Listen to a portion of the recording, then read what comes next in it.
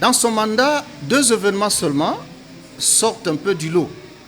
Premièrement, je voudrais parler de ce fameux procès de 100 jours pour l'érection de sauts de moutons, des maisons même, c'est pas moi, de la population.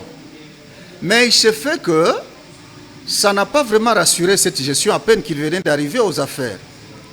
Donc nous sommes en train de déplorer aujourd'hui le fait qu'en venant avec l'un de ces colistiers, si vous voulez, ou le colistier principal en la personne de M. Vital Kamerhe, vite, au lieu d'apporter le changement dans le chef de la population, mais on s'est rendu compte que un élément qui était à ses côtés n'arrivait pas à jouer franc jeu.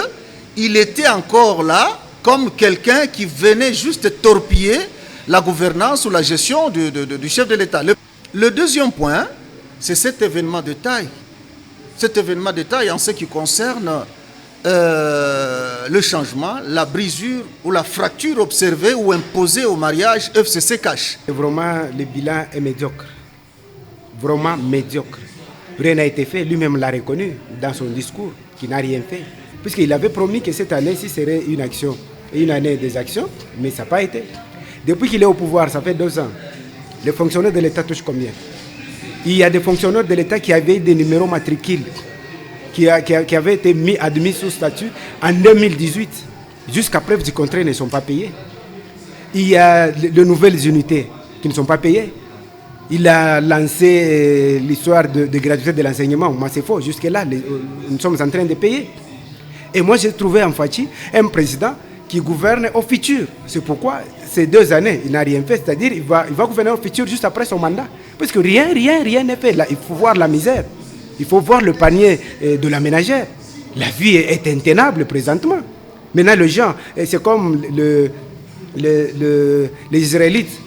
Bien qu'ils avaient souffert à l'époque du Pharaon, en Égypte avec Pharaon, ils sont arrivés au désert, ils ont commencé à pleurnicher pour dire nous pouvons rentrer même chez Pharaon, mais ce n'est pas correct. Moïse ne pouvait pas réfléchir un jour à rentrer ici au pays.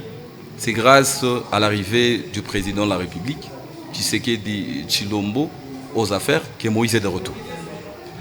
Les prisonniers politiques, il n'existe plus.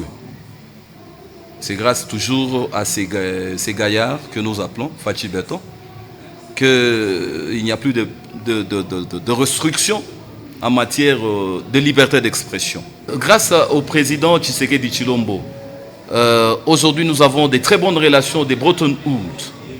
Et vous avez suivi pas plus tard qu'hier, il y a Goa, je crois, la Goa, à ce jour...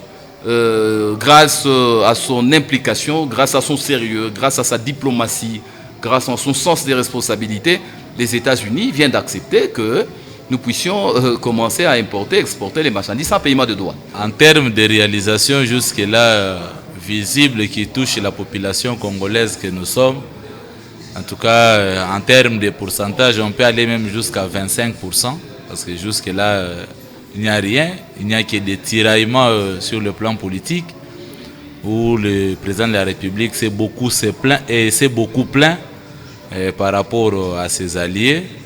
Et il pense voir gouverner avec l'union sacrée pour espérer donner quand même quelque chose au peuple congolais. Bilan mitigé.